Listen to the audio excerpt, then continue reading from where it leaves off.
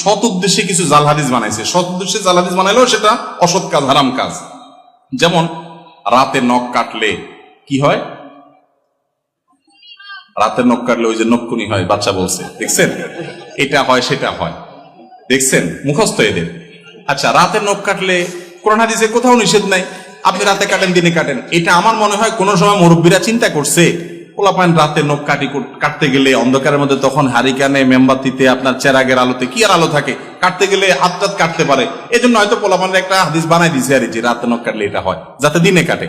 বাবা, এটা তখন হয়তো ঠিক ছিল, আলো ছিল না, ফকফকা আলো, দিনের চাইতে বেশি আলো, কারোর যদি সুবিধা হয় সে কাটবে, কোনো অসুবিধা নাই।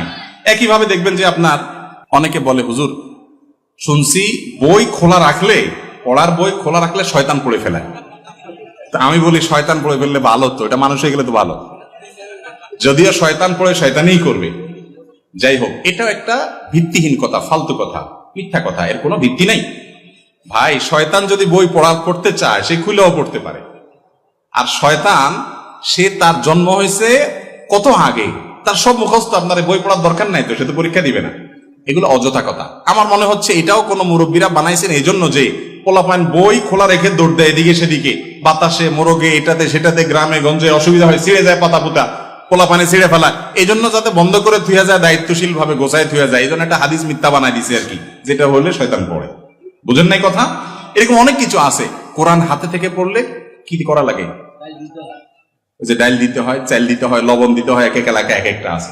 এটাও জাল হাদিস কোন মুরব্বীরা হয়তো বানাইছেন এই চিন্তায় যে কোরআন বেটা ধরবা, তুমি সিরিয়াসনেসের সাথে ধরবা, কেরম করে ধরছো, কেমন ধরছো, তোমার হাত থেকে পড়ে গেছে, ওরে মানুষ করার জন্য একটা হাদিস বানায় নিছে জাল, যে পড়লে যাতে চাল ডাল লবণ দেওয়া লাগে। বাবা, তখন চাল ডাল লবণের অনেক দাম ছিল, কষ্ট করে জোগাড় করতে হইতো। আর 2 কেজি 1.5 কেজি চাইল এখন কোনো ব্যাপার, পোলাপানের 5 MB টাকা, এইটা করা লাগবে বললে পোলাপান ভয় পাবে। এগুলা তখন কোন সৎ উদ্দেশ্যে মানুষ বানাইছে। এরকম অনেক ফালতু কথা আছে, শুনে রাখেন। এই কথাগুলো মনে হচ্ছে খুব সহজ কথা, সহজ কথা না, এগুলো অনেক বড় কথা। আল্লাহ বলেছেন, ওয়া আনতাকুলু আলাল্লাহি মা লা তা'লামুন, আল্লাহ তাআলার ব্যাপারে তোমরা না জেনে কিছু বলবা না, মন গড়া কিছু বলবো না, এগুলো গুনাহের কথা, জায়েজ নাই। আল্লাহ আমাদেরকে বুঝার তৌফিক দান করুন।